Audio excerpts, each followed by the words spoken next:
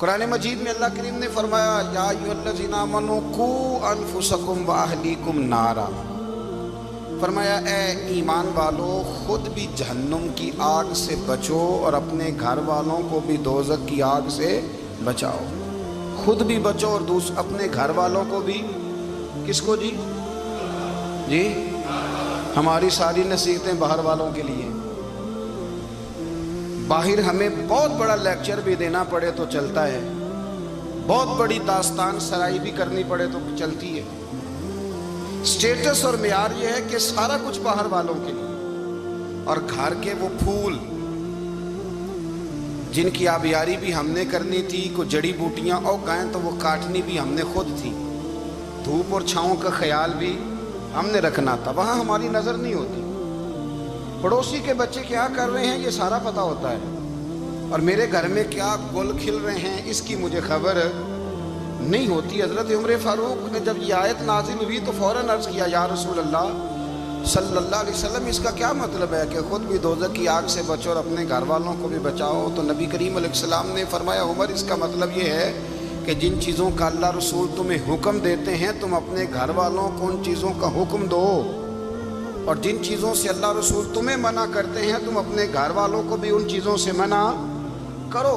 حضرت عمر فاروق کی زندگی میں جو چیز آپ کو بہت زیادہ ملے گی نا وہ یہ ہے کہ آپ نے جتنا کڑا احتساب محاسبہ باہر والوں کا کیا ہے نا، اس سے زیادہ بڑھ کے اپنا اور اپنے گھر والوں کا کیا ہے۔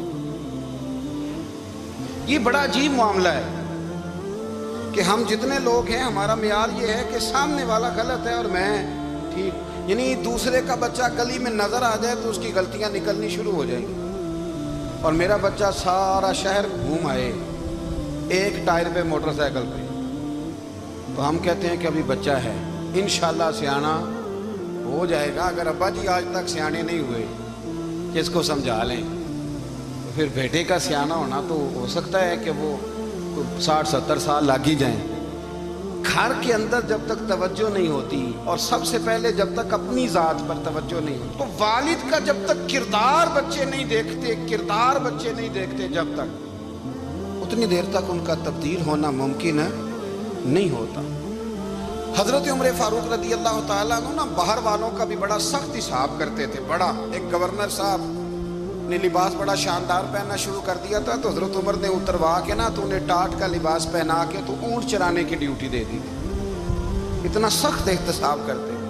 کسائی کی دکان پر بھی 1-2 گھنٹے کھڑے ہوتے تھے۔ جو آدمی مسلسل 2 دن گوشت خریدتا تھا نا، فرماتے تھے اس کا ٹیکس بڑھا دو، لوگوں کو دال نہیں مل رہی اور یہ روز گوشت کھاتا ہے۔ حضرت فاروق اعظم اس کو جزیہ کہا جاتا تھا، یا کچھ اور معاملات ہوتے تو بڑھا دیتے تھے۔ مسلسل جو 2 دن آدمی گوشت کھاتا تھا فرماتے تھے مدینے میں غربت ہے، اگر یہ والا نظام تم کرو گے تو غریب لوگ کس کی طرف دیکھیں گے۔ لیکن اس سے زیادہ بڑھ کر جو ان کی زندگی کا معیار اور سٹیٹس تھا وہ یہ تھا کہ اپنے گھر کا خاص خیال رکھتے، خاص توجہ کرتے۔ ملک شام سے اور ایران سے کچھ لوگ آپ کی خدمت میں آئے تو وہاں سے کچھ کنیزیں بھی آئیں، ان کے بادشاہ پیغام لے کے۔ شاہ ایران کی کنیز کو ملکہ نے کہا کہ نا حضرت عمر کی زوجہ کو دیکھ کے آنا ذرا کس طرح کی۔ ہمارے ملک میں کیا کہتے ہیں؟ خاتون اول جی، خاتون، باقی سارے دووں میں خاتون اول، ذرا خاتون اول کو دیکھ کے آنا۔ تو وہ جب آئی نا گھر میں ملنے تو کہا کہ مجھے میری ملکہ نے کہا تھا کہ عمر کی زوجہ سے اہلیہ سے ملاقات کر کے آنا۔ تو حضرت عمر کی اہلیہ نے نا ایک جوڑا کپڑوں کا دے دیا ملکہ کے لیے اور ایک خوشبو کی شیشی دے دی۔ اب جب وہ تحفے وہاں گئے تو اس ملکہ نے نا کچھ سونے کا سامان بھیجا، کچھ زیورات بھیجے، کچھ تحائف بھیجے۔ جب حضرت عمر کے گھر آئے نا وہ خادم لے کے آیا، اس نے کہا جی آپ کی اہلیہ نے تحفے بھیجے تھے، تو جواب میں شاہ ایران کی بیوی نے، یہاں جس ملک کا وہ سفیر تھا، انہوں نے بھی یہ بھیجے۔ تو حضرت عمر فاروق نا وہ تحفے لے کے گھر گئے تو جا کے کہنے لگے اپنی اہلیہ سے یہ تو کب سے تحفے تحائف بھیجنے لگ گئی ہے، یہ کب سے نظام شروع ہو گیا؟ تو کہ حضور تحفہ دینا لینا تو ٹھیک ہے، سنت ہے، محبت بڑھتی ہے، تو یہ کوئی قباحت نہیں، اور میں نے اپنی ذاتی استعمال کے لیے جو چیزیں رکھی تھی وہ میں نے دی ہیں۔ تو حضرت عمر فاروق رضی اللہ تعالیٰ عنہ فرمانے لگے ہم نے کسی ملک کے ساتھ اور اس کے بادشاہ کے ساتھ ذاتی تعلق نہیں بنانا، تعلق جو بھی بنے گا رسول اللہ کے دین کی برکت سے بنے گا، ذاتی رشتے نہیں ہم نے قائم کرنے، ذاتی۔ آپ کے ملک کی جو ایئر لائن جس کا ہر سال خسارے کا ڈنڈورا پیٹا جاتا ہے نا، وہ ہمارے بادشاہ صاحب اور صدر صاحب اگر غیر ملکیوں کو گھوڑا کبھی بھیجنا ہو نا، گھوڑا تو پورا ایک جہاز گھوڑا لے کے تحفے میں جاتا ہے، پورا جہاز غریب قوم کا یہ سرمایہ، اور قوم بڑی بادشاہ ہے، لائنوں میں لا کے ووٹ دیتی ہے، دو کام ہمیشہ لائن میں لا کے کرنے، ایک بل لائن میں لا کے جمع کرانا ہے اور ایک ووٹ لائن میں لگ کے، تاکہ پھر پورے 5 سال لائن میں ہی لگے رہیں۔ مرضی سے آپ ووٹ دینا، پر جو بات درست ہے اس کو سنو۔ حضرت عمر فاروق رضی اللہ تعالیٰ عنہ نے اپنی اہلیہ سے پوچھا کتنے کا تھا وہ تیرا جوڑا اور خوشبو کی شیشی؟ انہوں نے کہا 3 دینار کی۔ فرمایا یہ 3 دینار تیرے اور باقی جو تحفے آئے ہیں وہ تو خود کہہ، چونکہ اس نے تیرے نام بھیجے ہیں، تو کہہ کہ میں مال غنیمت میں دیتی ہوں، تو کہہ میں مسلمانوں کو کہہ۔ تو زوجہ ہنس پڑی، کہنے لگی میں نہ بھی کہوں تو مجھے کہنا تو پڑے گا ہی، کہنا تو میں نے ہے ہی، کیونکہ سامنے عمر فاروق ہیں، لہذا فرمایا کہہ دیتی ہوں میں نے دیا خزانے کو۔ حضرت عمر نے جمع کرا لیا۔ بھائی یہ کیا بات ہے؟ میرے گھر والے جو مرضی کریں، ان کا معیار زندگی جس طرح کا مرضی ہو۔ اور حضرت عمر ایک جملہ کہا کرتے تھے، اللہ کرے کہ یہ باتیں اس دور حاضر میں ہماری سمجھ میں آئیں۔ حضرت عمر فاروق رضی اللہ تعالیٰ عنہ اپنے بچوں کو فرمایا کرتے تھے کہ بہت آدمی کو بھوک لگی ہو نا، اور پھر اس کی پسند کا کھانا پکا ہو، جتنے شوق سے وہ اس کھانے کو دیکھتا ہے نا، فرمایا اس طرح پوری قوم اپنے بادشاہوں کے خاندان کو دیکھتی ہے، اس تیزی کے ساتھ دیکھتے ہیں کہ ان کے گھر میں کیا ہو رہا ہے، ان کا معیار زندگی کیا ہے، ان کا سٹیٹس کیا ہے۔ سیدنا فاروق اعظم رضی اللہ تعالیٰ عنہ نے اپنے گھر کے اندر اپنے بچوں، آپ کے بچے دونوں کاروبار کے لیے مصر گئے، تو وہاں کے گورنر صاحب نے لوگوں سے، ایک بہت بڑا قافلہ گیا مدینے سے مصر تجارت کے لیے، جاتے ہیں نا آج بھی قافلے کئی ملکوں میں، تو یہ گئے تجارت کے لیے، تو حضرت عبداللہ ابن عمر اور حضرت عبید اللہ ابن عمر، حضرت عمر کے دونوں بیٹے گئے۔ جناب عمر فاروق کے بچے جب وہاں پہنچے تو مصر کے گورنر نے نا لوگوں کو تعارف کرایا کہ یہ عمر فاروق کے بیٹے ہیں، یہ حضرت یہ چودھری کے بیٹے کو کون بتاتا ہے کہ تو چودھری کا بیٹا ہے؟ باہر والے بتاتے ہیں، گھر والے جی۔ اور سیٹھ صاحب کے بیٹے کو کون بتاتا ہے کہ تو سیٹھ صاحب کا بیٹا ہے؟ اور مالک کو کون بتاتا ہے کہ تو مالک کا بیٹا ہے اور یہ کرایہ دار ہے؟ یہ کون بتاتا ہے؟ یہ سوچ ہم دیتے ہیں بچوں کو، چودھری اور کمی کی سوچ، امیر اور غریب کی سوچ، مالک اور کرایہ دار کی سوچ، گھر کے مالک کی اور کام کرنے والے کی سوچ، یہ ہم دیتے ہیں۔ یاد رکھنا یہ ہم دیتے ہیں، یہ ہمارا مزاج ہے، یہ باہر سے نہیں آتی۔ تو کوئی شہزادہ ہے، تو سیٹھ ہے، تو نواب ہے، یہ سوچ باہر سے نہیں آتی، یہ اماں سوچ دیتی ہے، اماں، یہ ابا سوچ دیتا ہے، اور پھر جب تباہی اترتی ہے تو اس کے ذمہ دار بھی باہر والے نہیں ہوتے، گھر والے ہوتے ہیں، گھر والے۔ ہمارے بچوں کی طبیعتوں پر زیادہ نقش باہر والوں کا نہیں ہوتا، گھر والوں کا ہوتا ہے، یاد رکھیے گا۔ حضرت عمر فاروق رضی اللہ، بچے ہیں، شہزادے ہیں، وہ کاروبار کرنے گئے، اور وہاں لوگوں نے بتایا گورنر صاحب نے کہ یہ فاروق اعظم کے بچے امیر المومنین کے۔ لوگوں نے ان سے زیادہ مال خریدا، تجارت میں زیادہ نفع ہوا، ظاہر ہے کہ وہ آپ کے جو اللہ خیر کرے حکمران ہیں، ان کے کاروبار کتنے ملکوں میں ہیں، کس بنیاد پر ہیں؟ صرف اس بنیاد پر کہ وہ حکمران رہے، ان کے لیے آسان تھا بڑے لوگوں سے تعلقات بنانا۔ حضرت عمر فاروق رضی اللہ تعالیٰ عنہ کے بچے ڈھیروں مال کما کے جب واپس آئے نا، تو حضرت عمر سے آ کے بچوں نے بطور محبت کا، ابا جی اللہ نے بڑا ہی فضل کیا ہے، بڑا مال کمایا الحمدللہ، یہ دیکھیں کتنا نوازا ہے۔ تو حضرت عمر کہنے لگے سارے قافلے نے اتنا ہی کمایا ہے، سارے قافلے نے اتنا ہی کمایا ہے؟ تو حضور نہیں، سارے قافلے نے اتنا نہیں کمایا، سب کو اتنا نہیں ملا۔ وہ تو وہاں گورنر صاحب نے لوگوں کو تعارف کرایا تھا کہ یہ عمر کے بچے ہیں، تو لوگوں نے پھر ہم سے بڑا ہی خریدا۔ تو حضرت عمر فرمانے لگے ٹھیک ہو گیا، میں بات سمجھ گیا، اس طرح کرو جو تمہاری اصل زر تھی نا، جو راز تھی وہ رکھ لو، اور باقی سارا مال مال خزانہ میں جمع کرا دو۔ اس لیے کہ یہ تم نے تجارت نہیں کی، یہ تم نے اپنے باپ کا نام بیچا ہے، یہ تم نے امیر المومنین کے بیٹے ہونے کا فائدہ اٹھایا ہے۔ فرمایا یہ تمہارا نہیں حق، یہ مسلمانوں کا ہے، اس لیے کہ یہ مال تم نے محنت سے نہیں کمایا، یہ باپ کی کرسی کا فائدہ اٹھایا ہے۔ اور فرمایا اگر تم نے مال جمع نہ کرایا تو میں مال بھی لے لوں گا زبردستی اور کوڑے بھی ماروں گا، ڈبل سزا دوں گا۔ مرضی سے جمع کراؤ گے تو کوڑوں سے بچ جاؤ گے۔ بڑے بیٹے نے تو جمع کرا دیا تو چھوٹا تھوڑا پریشان ہوا، تو حضرت عبداللہ ابن عمر چھوٹے کا ماتھا چوم کے کہنے لگے بیٹے چپ کر کے جمع کرا، یہاں بھی فخر کر کے ہم عمر کے بیٹے ہیں اور قیامت میں بھی فخر کریں گے کہ ہم فاروق اعظم کے بیٹے ہیں۔ یہاں بھی ناز کریں گے اور وہاں بھی ناز کریں گے کہ عمر کے بچے ہیں۔ ہمارے باپ نے خود بھی حلال ہی کھایا ہے، اور جب ہماری کمانے کی باری آئی ہے تو ہمیں حکم بھی حلال کھانے کا دیا۔ بھائی ہمارا مزاج نہیں۔ بچہ جب لے کے آتا ہے 2 لاکھ روپیہ تو کبھی پوچھے کہاں سے آیا ہے؟ جب وہ پہلے دن غلط دوستوں کے پاس جا کے بیٹھتا ہے تو کبھی نکالا ہے گھر سے اسے؟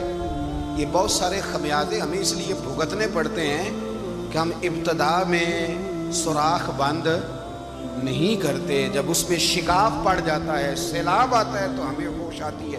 حضرت عمر نے اپنے گھر میں نگرانی رکھی، کڑی نگرانی۔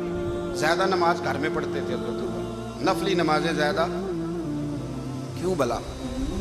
بھائی یاد رکھیں کہ آپ نے اگر سجدہ کرنا ہے تو بچہ لیٹ جائے گا، وہ اسے پتا کوئی نہیں سجدہ کیا ہے۔ لیکن جب گھر میں کبھی قرآن ابا جی کھول لیں نا، جب ابا جی کا موڈ بن جائے نا لیکچر دینے کا، وہ گھر میں شروع ہو جاتے ہیں، کہتے ہیں آپ لوگ نماز نہیں پڑھتے اس لیے میرے کاروبار میں برکت کوئی نہیں، تم اس میرے قرآن پاک نہیں کھولتے تو میں تباہ ہو گیا۔ تو میاں آپ نے کب گھر میں قرآن پاک کھولا تھا؟ آپ نے کب نماز پڑھی؟ آپ نے کب گھر کے اندر اللہ رسول کا ذکر کیا تھا؟ آپ نے کب حدیث چھیڑی؟ آپ نے بھی تو گھر کے اندر جب بھی آپ آئے ہیں تو آپ نے وہی کچھ کیا جو دنیا دار کرتے ہیں۔ آپ بھی تو اپنا موبائل لے کے الگ کونے میں بیٹھ گئے۔ آپ نے بھی تو کہا ہے کہ اب تمہارے چینل ختم، اب میری مرضی والا چلے گا۔ تو جو آپ نے کیا ہے بچے بھی وہی کام کریں گے۔ آپ نے بھی گپ شپ لگائی ہے تو وہ بھی لگا رہے ہیں۔ یہ سمجھ لیں جو کام آپ کریں گے آپ اپنے بچوں کی سیرت میں اس کا جلوہ دیکھ لیں گے۔ بڑی پکی سی بات ہے کہ آپ کو بچے کی عادتیں دیکھ کے سمجھ آ جائے گی کہ میں بھی یہی کرتا تھا اور یہ بھی۔ حضرت عمر فاروق رضی اللہ تعالیٰ عنہ وصال فرما گئے، تو آپ کے وصال کے بعد حضرت عثمان غنی رضی اللہ تعالیٰ عنہ نے آپ کی ایک بیوہ سے نکاح کیا، حضرت عمر کی ایک بیوہ سے۔ جب وہ آپ کے نکاح میں آئی تو کہنے لگی حضرت عثمان غنی سے کہ حضور نہ تو میں خوبصورت ہوں اور نہ میں جوان ہوں، نہ آپ کی کوئی خدمت کر سکتی، میرے ساتھ نکاح کرنا سمجھ میں نہیں آیا۔ کیا شاندار جواب دیا حضرت عثمان غنی، کیا خوبصورت جواب دیا۔ فرمانے لگے میں نے اس لیے نکاح نہیں کیا کہ مجھے تمہارے حسن سے دلچسپی تھی یا تمہاری خدمت کی ضرورت تھی، میں نے تو اس لیے نکاح کیا ہے کہ مجھے بتاؤ عمر فاروق گھر کے اندر اپنے رب کی عبادت کس طرح کرتے تھے، وہ قرآن پاک کس طرح پڑھتے تھے، وہ رویا کیسے کرتے تھے، استغفار کا طریقہ کیا، کس وقت کس انداز میں وہ اپنے رب کو یاد کرتے تھے۔ اس لیے کہ عمر کئی دفعہ گھر سے آتا تھا تو میں اس کے چہرے پر نور دیکھا کرتا تھا، میں روشنی دیکھتا تھا، ایک معیار دیکھتا تھا۔ نکاح اس لیے کیا ہے کہ مجھے عمر کی جو گھر کے اندر کی عبادت ہے اس سے آگاہ کرو، تاکہ عثمان غنی بھی چاہتے ہیں اس طرح کے عمل کرو جس طرح کہ عمر فاروق کر کے گئے ہیں۔ بھائی جب تک ہم اپنے گھر میں وہ توجہ نہیں دیں گے، وہ مزاج دیکھیں نا، ہمارے گھروں میں جب نقشہ پاس ہوتا ہے تو ٹی وی لان بھی اس میں ہوتا ہے، ڈرائنگ روم بھی ہوتا ہے، نماز کی جگہ بھی ہوتی ہے نقشے میں۔ صحابہ جب گھر بناتے تھے تو ایک مسجد بیت کا نقشہ پاس کرتے، ذہن میں رکھتے تھے کہ یہ کونا نماز کے لیے، وہاں جوتے لے کے کوئی نہیں جائے گا، وہاں نماز پڑھی جاتی تھی، عورتیں وہاں اعتکاف کرتی۔ ٹی وی لان تو آ گیا ہے اور گھر کے اندر ٹی وی رکھنے کے لیے تو ایک کمرہ الگ سے بنا دیا گیا ہے، اور اب جو نئے نقشے پاس ہو رہے ہیں اس کے اندر گھروں کے اندر جگہ بنائی گئی ہے جہاں کمپیوٹر رکھے جائیں، اور بچوں کے لیے وائرنگ ہوگی نیچے تاکہ انہیں کوئی مشکل درپیش نہ ہو۔ یہ ساری چیزیں ہم نے نہانے کے لیے گھروں کے اندر اتنے بڑے واش روم بنائے ہیں کہ لگتا یہ ہے کہ سوائے نہانے کے اور کام ہی نہیں کوئی گھر میں ہوگا، ہر چیز آ گئی۔ اور اللہ کرے کوئی تفسیر بھی ٹیبل پہ پڑی نظر آئے، کوئی حدیث کی کتاب بھی ٹیبل پہ پڑی نظر آئے۔ اللہ کرے کہ جس طرح ابا لطیفہ سن کے آتا ہے تو وہ جب تک سنا نہ لے اسے ہضم نہیں ہوتا، اللہ کرے کہ وہ جمعے میں بیان سن کے جائے تو اس کا بھی دل کرے میں اپنے بچوں کو سناؤں۔ وہ نبی پاک کی کوئی حدیث کہیں سے سنے تو گھر جا کے سنائے. جب تک یہ معیار نہیں بنتا آپ کیسے توقع کرتے ہیں کہ گھر کے اندر اللہ کی رحمت نازل ہوں گی؟ آپ یہ کیسے توقع کرتے ہیں کہ گھر کے اندر وہ معیار اور وہ مزاج بنے گا؟ حضرت عمر فاروق نے ذاتی زندگی پر جو توجہ دی، گھر والوں کے معیار پر جو توجہ دی حضرت عمر فاروق رضی اللہ تعالیٰ عنہ نے، وہ بھی بڑی دیدنی ہے. حضرت ابو موسیٰ اشعری کو نا آپ نے وزیر خزانہ بنایا، وزیر خزانہ. تو حضرت ابو موسیٰ اشعری کہتے ہیں کہ حضرت عمر کو شیخ خزانے میں رہنے تو دیتے نہیں تھے. ایک دن میں صفائی کر رہا تھا اس کمرے کی جس میں خزانہ رہتا تھا. ہمارے تو ملک میں جو جاتا ہے وہ صفائی کر کے ہی جاتا ہے، اللہ خیر کرے. اور خیر معیار بدلتا ہے.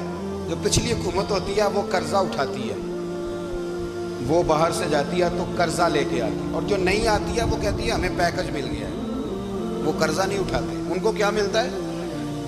یعنی پچھلی نے قرضہ لیا تھا اور ہم نے، واہ جی واہ کیا خوبصورت انداز ہے. اس کا نام بدل کے نا، انہوں نے قرضہ لیا تھا اور ہم نے، میں کہا بڑے شاندار سیانے بندے ہو گئے. اور اللہ تعالیٰ خیر فرمائے. ہمارے جو بڑے شاندار قسم کے دوست ہیں نا، شاندار، جن کا ادب سے نام لیتے ہیں، وہ عرب کے بادشاہ ہیں. ہم تو عرب خالی کہتے بھی نہیں، عرب شریف کہتے ہیں، عرب شریف. انہوں نے پتہ کیا کیا ہے؟ انہوں نے اس طرح کیا ہے کہ جو کشمیریوں کا قاتل تھا نا، اس کے گلے میں میڈل ڈال دیا. وہی کام وہ کرتے رہتے. انہوں نے پہلے انہیں بلا کے مندر بھی بنوائے تھے. ہمیں کوئی شکوہ نہیں، ان کی زمین ہے، اللہ تعالیٰ توفیق عطا کرنے والا ہے.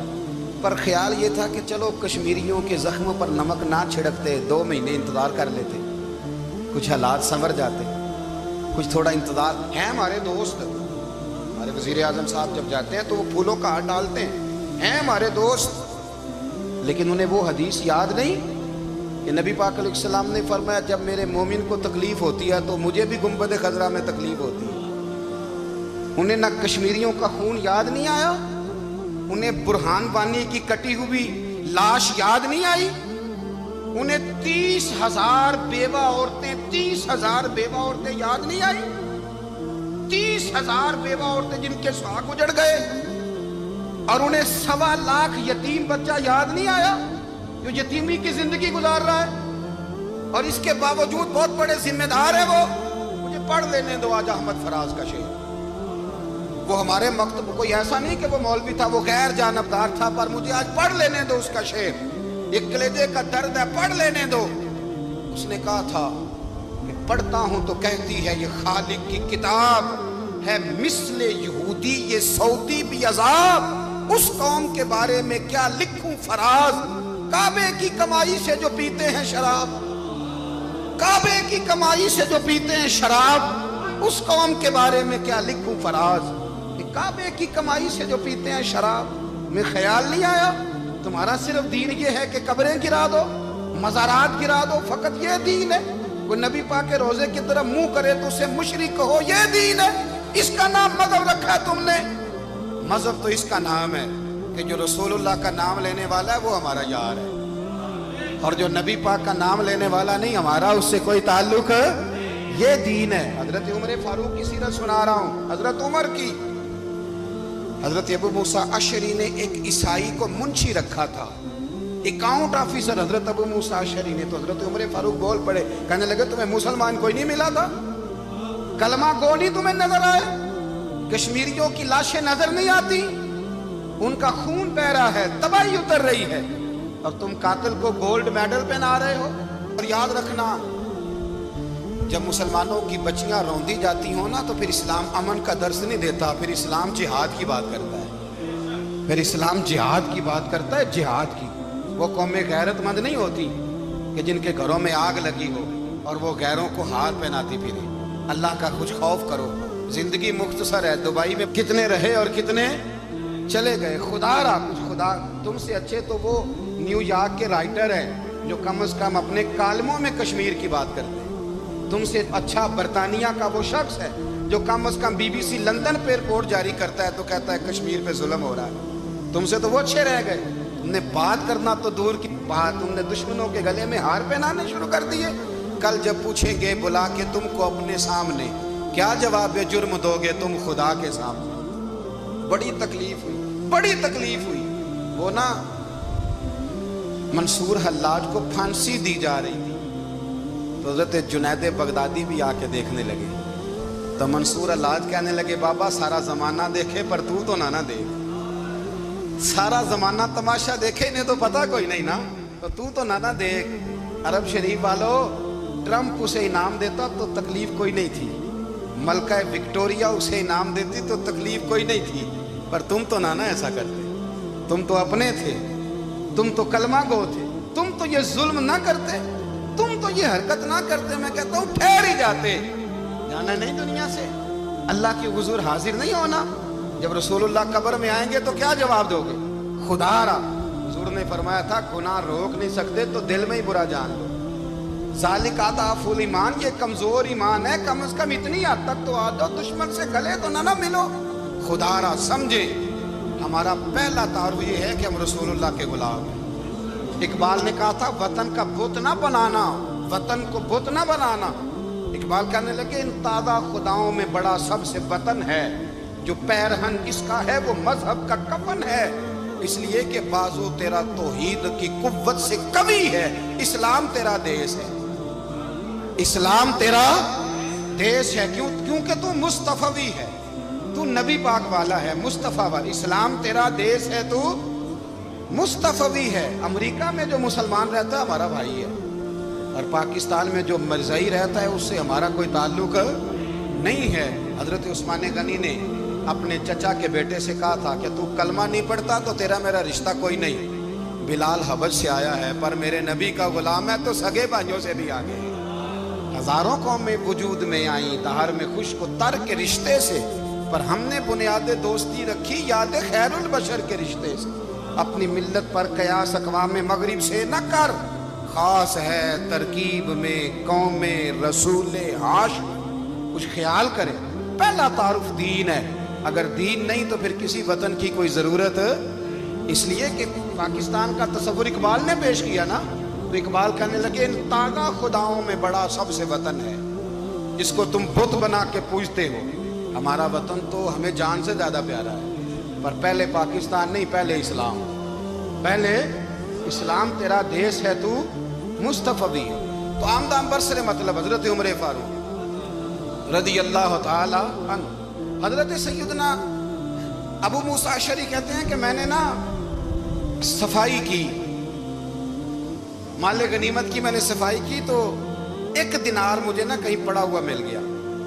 تو فرماتے ہمیں اجازت ہوتی تھی کہ 1 دینار ہم اپنی مرضی سے کہیں خرچ کر سکتے. اگر آپ ناراض نہ ہوں تو ہمارے ہاں جب چیئرمین صاحب ناظم صاحب ٹھیکے دیتے ہیں تو ٹھیکیدار ان کا چھوٹا بھائی ہوتا ہے, یا چچا کا بیٹا ہوتا ہے, یا خالہ کا بیٹا ہوتا ہے. وہ خود ناظم ہوتے ہیں اور ان کا چھوٹا بھائی ٹھیکیدار ہوتا ہے. یعنی وہ نا سارا کچھ گھر کے اندر ہی رہتا ہے. گھر کے اندر ایک پیسہ دیتا ہے, دوسرا واپس اس کو واپس کر دیتا ہے, گھر کے اندر ہی. اب تو خیر ہمارے لوگ سمجھدار ہو گئے, ایک بندہ ایک سیاسی جماعت میں ہوتا ہے, دوسرا دوسری میں, اور تیسرا جس کی بھی حکومت آئی حکومت تو ہماری رہے گی نا, ایک بندہ تو ہے نا اس جماعت میں. یہ اچھا لوگوں نے ایک طریقہ نکالا ہے. تو حضرت عمر کے بیٹا گزر رہا تھا, تو حضرت ابو موسیٰ اشعری کہتے ہیں میں نے صفائی کی تو 1 دینار نکلا, تو میں نے وہ 1 دینار نا حضرت عمر کے بیٹے کو دے دیا.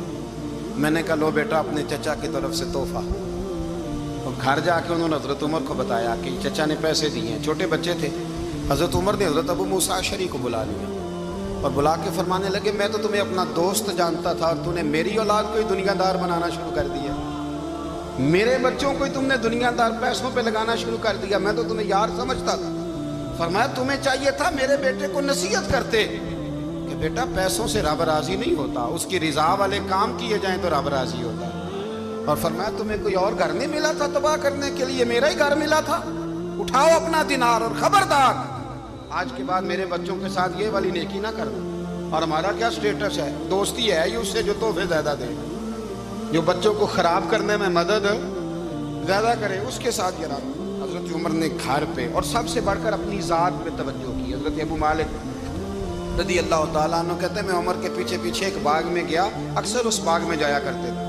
اور عمر جا کے نا تو درخت کے نیچے بیٹھ گئے اور فرمانے لگے او امیر المومنین اللہ سے ڈر جا, ورنہ جس رب نے حکومت دی ہے وہ عذاب بھی بڑا دے گا. ڈر جا رب سے. کبھی ساری زندگی حضرت عمر نے اپنا کوئی تعارف نہیں کرایا, کبھی نہیں. ایک بندے نے آپ کے سامنے تعریف کر دی آپ کی تو فرمانے لگے تو خود بھی ہلاک ہوا اور مجھے بھی ہلاک کر دیا. کیا ضرورت پڑی ہے میری تعریفیں کرنے کی؟ اتنی دیر میری تعریف میں لگائی. اللہ کا ذکر کرتا رب تجھے ثواب دیتا, حضور پہ درود پڑھتا تو رب تیرے اوپر رحمتیں نازل کرتا. کس چکر میں؟ آج جتنا اچھی کوئی خوشامد کرے اتنی اچھی وزارت ملتی ہے, جتنی اچھی اس کو جو ہے وہ چاپلوسی کرنی آئے درجہ بھی اسے اتنا ہی اچھا ملتا ہے. حضرت عمر فاروق رضی اللہ تعالیٰ عنہ آپ کے بیٹے کہتے ہیں, صاحب فتوح الشام نے لکھا ہے, آپ کے صاحبزادے کہتے ہیں میں نکلا تو میرے ابا جی نا اپنی پشت پر مشکیزہ رکھ کے کنویں سے پانی بھر کے آ رہے. میں دوڑ کے آگے گیا, میں نے کہا ابا جی مجھے دے دے. فرمانے لگے بیٹا تیرا کیا خیال ہے, کوئی اور نہیں تھا مشکیزہ بھر کے لانے کے لیے, تیرا کیا خیال ہے؟ کہا ابا جی بڑے لوگ تھے پر آپ کیوں اٹھا رہے ہیں؟ فرمانے لگے نفس نا ذرا میرا بڑا ہو گیا تھا, اسے ذرا ذلیل کر رہا ہوں, ذرا اپنا محاسبہ کر رہا ہوں. یہ مجھے کہہ رہا تھا تو بڑی چیز ہے, تو میں نا ابھی مشکیزہ گھر رکھ کے آؤں گا, پھر تیری ماں نے مجھے کہا ہے کہ گھر میں لکڑیاں کوئی نہیں جلانے کی, پھر میں جنگل سے لکڑیاں کاٹ کے لاؤں. اب میں امیر المومنین بن کے نا تو میرا نفس تھوڑا بڑا ہو گیا.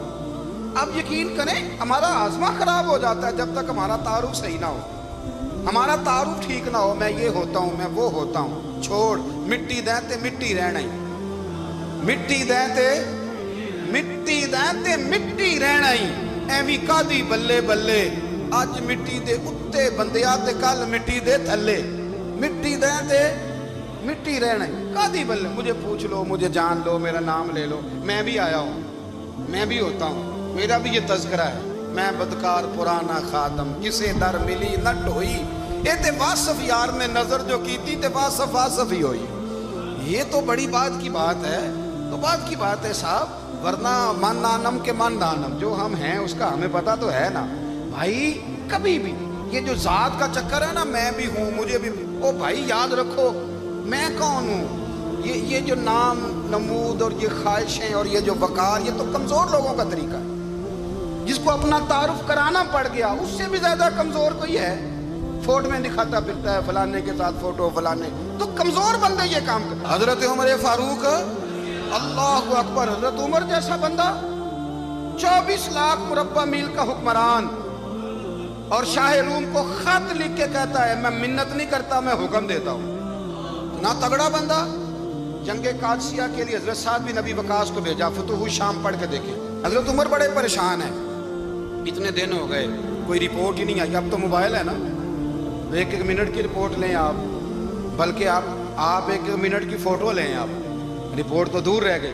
حضرت عمر فاروق رضی اللہ تعالیٰ عنہ بڑے پریشان ہیں کہ قادسیہ میں حضرت سعد بن ابی وقاص کے ساتھ لوگ جہاد کرنے گئے, رپورٹ کوئی نہیں آ رہی. اتنے پریشان تھے کہ باہر نکل کے نا اس رستے پہ بیٹھ جاتے جو رستہ قادسیہ کی طرف سے آتا تھا. اس جو بھی آتا جاتا پوچھتے جنگ کے کیا حالات ہیں. ادھر جب اللہ نے فتح دے دی نا تو حضرت سعد بن ابی وقاص رضی اللہ تعالیٰ عنہ نے نا ایک قاصد کو خط دے کے بھیجا, کہنے لگے عمر کے پاس جاؤ, انہیں اطلاع دو کہ الحمدللہ اللہ نے اسلام کو فتح عطا کر دی. یہ حضرت عمر کو جا کے دینا. وہ بڑے پریشان ہوں گے. وہ جو اس زمانے میں اس طرح ہوتا تھا کہ کئی دور دور سے صحابہ جو دوسرے شہروں کے ملکوں کے رہنے والے ہوتے تھے وہ بھی آ کے شامل ہو جاتے تھے جہاد میں. کوئی ایک دفعہ مدینے آیا, کوئی 2 دفعہ آیا, پھر اپنے اپنے علاقوں میں. بہت سارے لوگوں نے زیادہ دفعہ حضرت عمر کو دیکھا بھی نہیں تھا. وہ جو قاصد خط لے کے آیا تھا نا اس نے ایک آدھ دفعہ دیکھا تھا, حضرت عمر بوڑھے ہو گئے, وہ پہچانتا نہیں تھا. میری بات کی سمجھ آ رہی ہے آپ حضرات؟ ادھر سے وہ خط لے کے آ گیا. حضرت عمر مدینے سے باہر نکل کے اس روڈ پہ بیٹھے تھے جو قادسیہ سے آتا تھا. جب اس آدمی کو آتے دیکھا تو حضرت عمر اٹھ کے کھڑے ہو گئے, فرمانے لگے قادسیہ سے آ رہے ہو؟ وہ کیا کہتا ہے, پھٹے پرانے کپڑے, ٹوٹے ہوئے جوتے, سر پہ پرانی پگڑی. کہنے لگے غلام مدینے کے رہنے والے ہو؟ حضرت عمر کہنے لگے ہاں مدینے کا ہوں. کہا میں قادسیہ سے آیا ہوں, الحمدللہ اللہ نے اسلام کو فتح دے دی ہے, الحمدللہ کفر کی کمر ٹوٹ گئی ہے.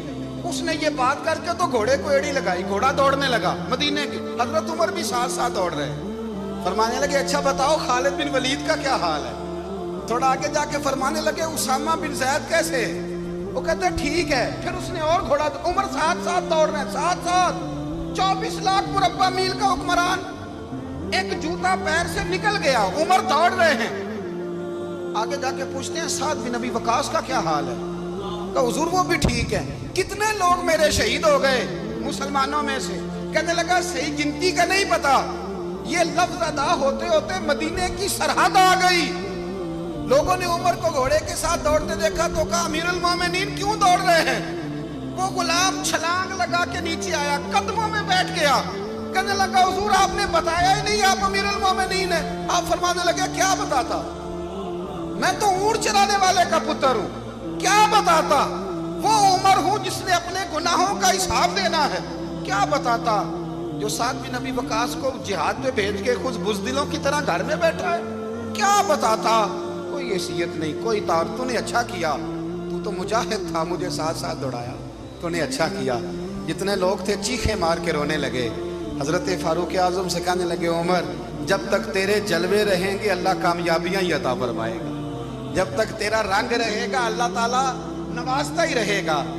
کچھ نہیں، کبھی اپنا آپ ظاہر ہی نہیں کیا۔ بہت بڑے تھے، بہت بڑے تھے حضرت عمر، بڑے تھے، لیکن ساری زندگی اپنے محاذ۔ حضرت ابو رافع غلام تھے، قرآن پاک بڑا سونا پڑھتے تھے۔ حضرت عمر جب بھی انہیں ملتے کہتے ابو رافع تو عمر سے اچھا ہے، قرآن بڑا شاندار پڑھتا ہے۔ تو وہ کہتے حضور اگر میں قرآن صحیح پڑھتا ہوں تو آپ کو قرآن کی تشریح زیادہ صحیح آتی، آپ بھی تو مجھ سے افضل ہیں۔ تو آپ فرماتے نہیں پھر بھی تو مجھ سے افضل ہے۔ کیوں؟ اس لیے کہ تو اپنے غلام اپنے آقا کی نوکری بھی ٹھیک کرتا ہے اور رب کی عبادت بھی ٹھیک کرتا ہے، اور مجھے خالص صرف عبادت کرنی ہوتی ہے وہ بھی ٹھیک نہیں کر پاتا۔ ساری زندگی اپنا محاسبہ، ساری زندگی اپنے گریبان میں دیکھا، ساری زندگی اپنے آپ کو پرکھا، اپنے آپ کو ٹٹولا۔ 62 سال عمر بیت گئی۔ حضرت حذیفہ بن یمان ایک صحابی تھے، میرے نبی کریم علیہ السلام نا ان سے راز کی باتیں کرتے تھے۔ ہر بندے کا ہاضمہ ٹھیک نہیں ہوتا، سب سے راز کی بات نہیں کرنی چاہیے۔ حضرت حذیفہ بن یمان کہتے ہیں حضور راز کی باتیں بتاتے۔ مدینہ منورہ میں جو منافقین تھے ان کی لسٹ بھی نبی پاک نے حضرت حذیفہ بن یمان کو دی تھی۔ جب کوئی مشکوک آدمی مر جاتا نا تو صحابہ کہتے ہیں ہم دیکھتے اگر حضرت حذیفہ نے جنازہ پڑھا ہے تو ہم بھی جنازہ پڑھ لیتے۔ نبی پاک نے بھی کچھ جنازے نہیں پڑھے، ترمذی میں ہے، فرمایا عثمان سے جو بغض رکھے اس کا جنازہ نہیں پڑھیں گے۔ حضرت حذیفہ بن یمان اگر جنازہ پڑھتے تو لوگ پڑھتے، وہ نہ پڑھتے تو لوگ جنازہ نہ پڑھتے۔ حضرت حذیفہ بن یمان کہتے ہیں جناب عمر فاروق کی خلافت کے آخری ایام تھے، کچھ دنوں کے بعد وہ شہید ہو گئے۔ فرماتے آدھی رات کا وقت تھا، میں گھر میں سویا تھا بڑا بے فکر، اچانک میرے دروازے پہ دستک ہوئی، میں گھبرا کے اٹھا، اتنی رات کو کون آیا؟ کہتے قربان جاؤں، دروازے پہ گیا تو امیر المومنین فاروق اعظم دروازے پہ۔ میں نے کہا عمر کوئی حکم تھا تو مجھے بلا لیتے۔ کہنے لگے میں نا امیر بن کے نہیں آیا، تیرا ویر بن کے آیا۔ امیر المومنین کی حیثیت سے سرکاری کام سے بلاتا تو وہاں بلاتا، مجھے ایک ذاتی کام پڑ گیا۔ کہتے میں نے عمر کو گھر کے اندر بلا کے چارپائی پہ بٹھایا، میں نے کہا حضور میں غریب آدمی میں کیا آپ کے کام آ سکتا ہوں؟ تو کہتے انہوں نے نا مجھے ساتھ بٹھا لیا، پھر میرا ہاتھ پکڑ لیا، کہنے لگے تو عمر کو جانتا ہے؟ عمر جھوٹ نہیں بولتا، تو جانتا ہے عمر وعدوں کا پکا ہے؟ کہا حضور جانتا ہوں۔ کہا میں اس وقت آیا ہوں جب دیکھ بھی کوئی نہیں رہا۔ حضرت حذیفہ بن یمان کہتے ہیں پریشان ہو گیا، حضور پہلیاں نہ بجھوائیں، مہربانی کر بتائیں کدھر آئے ہیں؟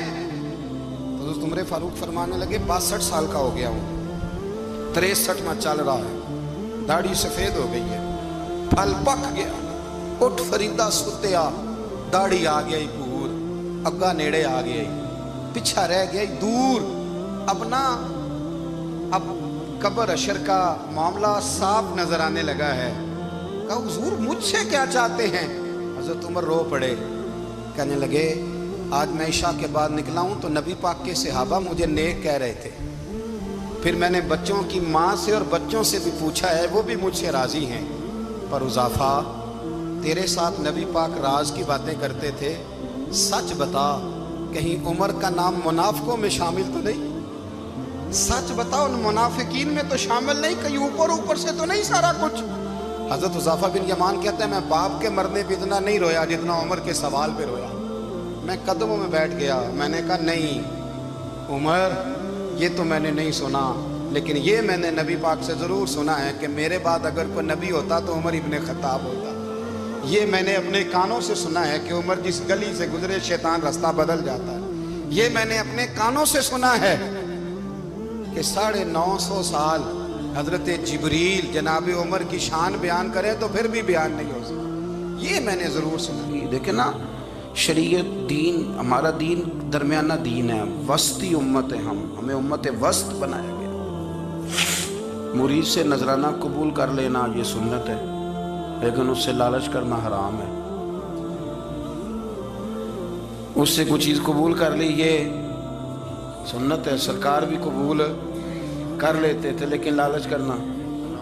اب یہاں اصول پسندی ہے، یہ اصول پسندی ہے کہ آپ اس میں فرق کر کے رکھیں کہ سنت کیا ہے اور لالچ. بات ایک ہی ہے، لیکن کبھی وہ سنت ہے اور کبھی وہ.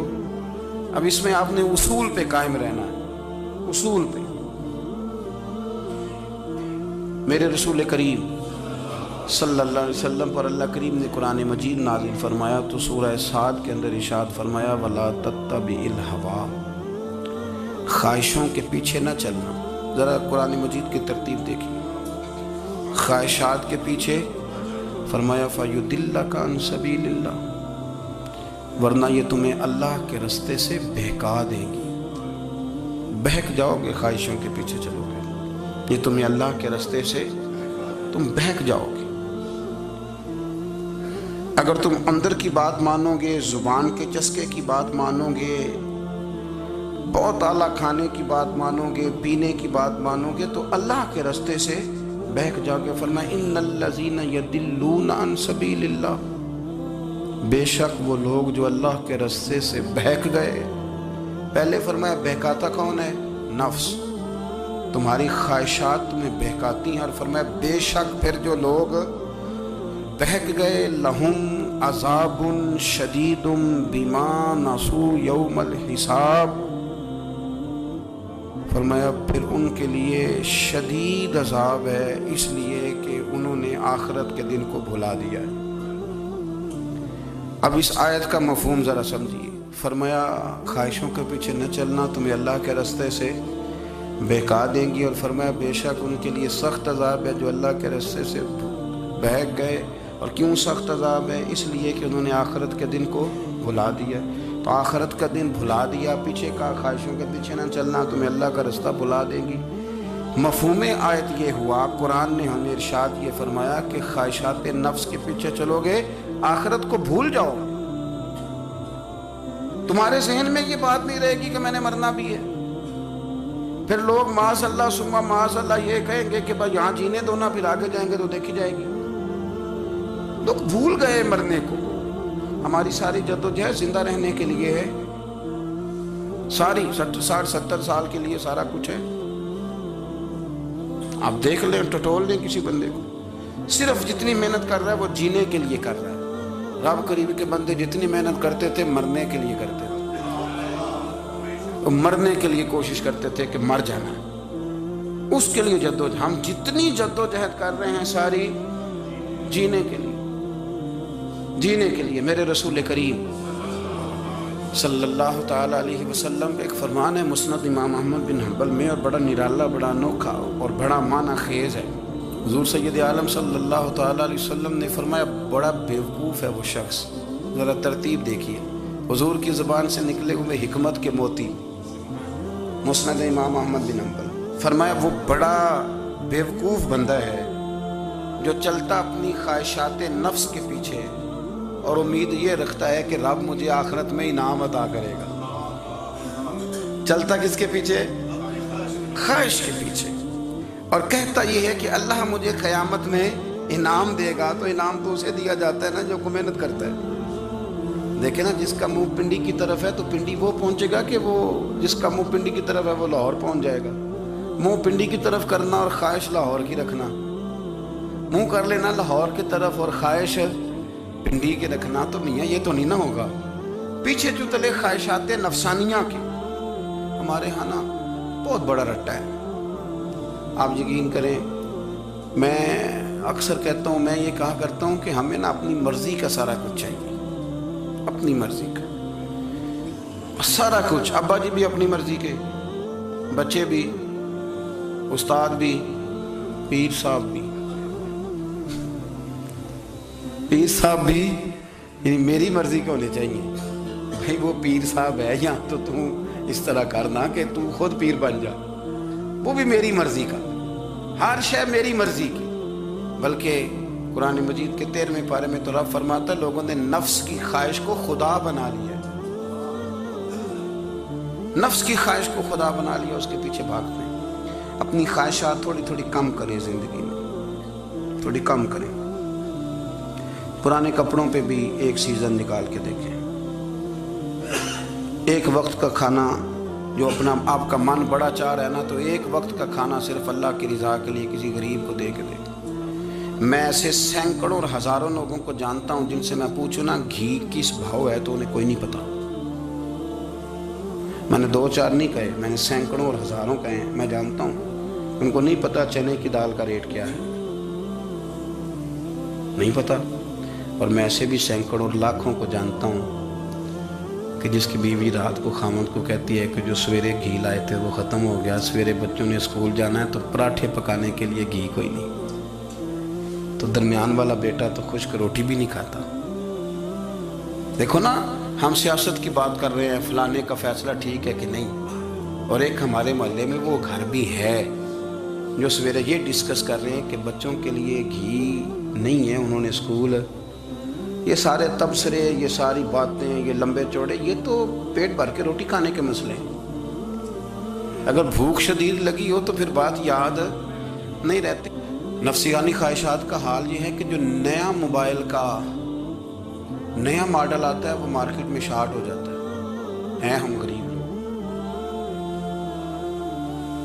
نیا ماڈل جو آتا ہے نا موبائل کا، وہ ہمارے ہاں مارکیٹوں میں ملتا نیا، یعنی پرانا ملے گا آپ کو، استعمال شدہ نیا. یہ وہ غریب ملک ہے جس کے اندر تھر میں لوگوں کو پانی نہیں مل رہا. اور میرے نفس کی خواہش یہ ہے کہ کہیں مجھ سے پہلے، میں نے اپنے کانوں سے سنی ہے بیویاں کپڑے خریدتی کپڑے کی دکانوں پہ، کہنے چھاٹ ہے تو ڈیزائن بڑے لوگ کا پا لیا ہے، وہ دے جو بھی کسی نے. جو میرج ہال زیادہ مہنگا بنتا ہے نا اس میں رش زیادہ ہے.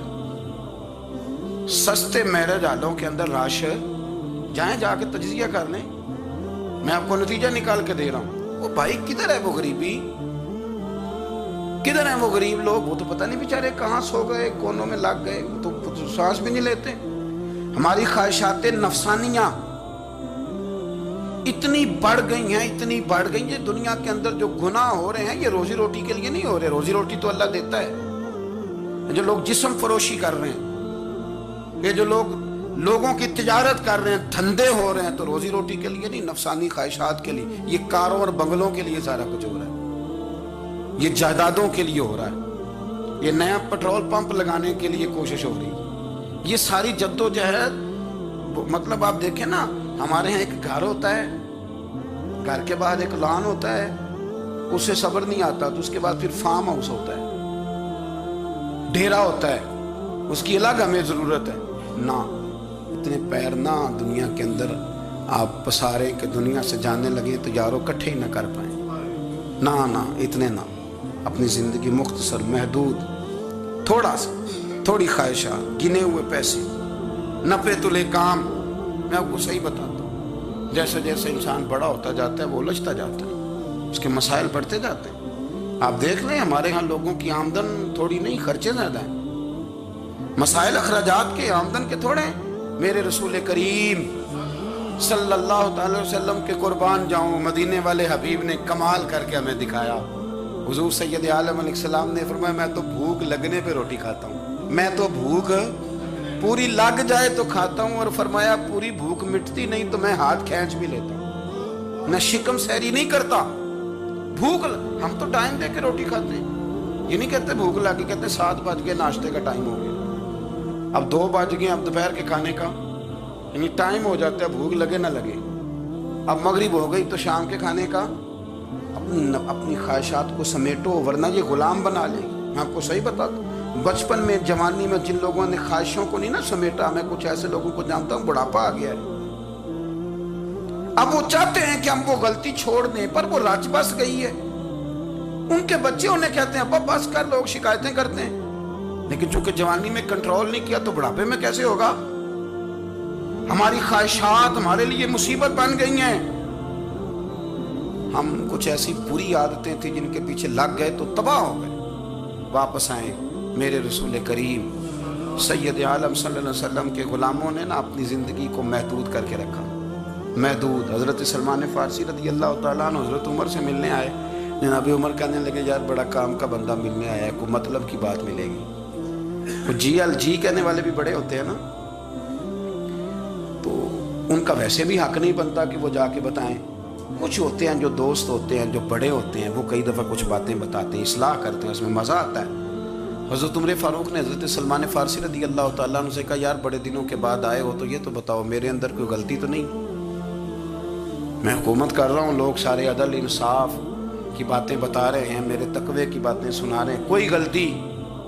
حضرت سلمان فارسی رضی اللہ تعالیٰ عنہ کہنے لگے بالکل غلطی ہے عمر, تمہارے اندر بڑی شدید ہے, مجھے بڑی ناپسند ہے,